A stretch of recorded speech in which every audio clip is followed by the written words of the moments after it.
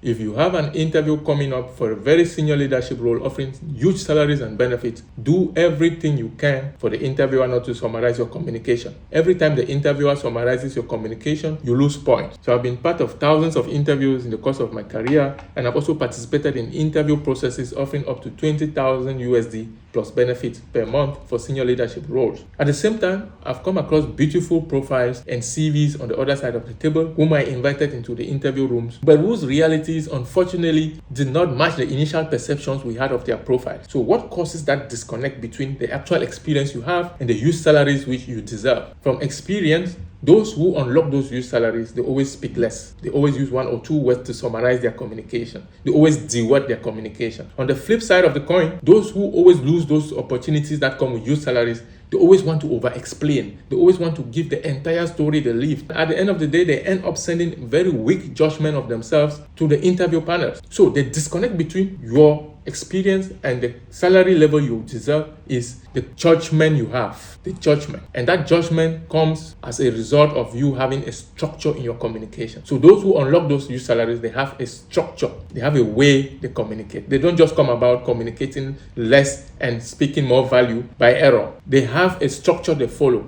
And that's the structure I want to give you in the case you have an interview coming up.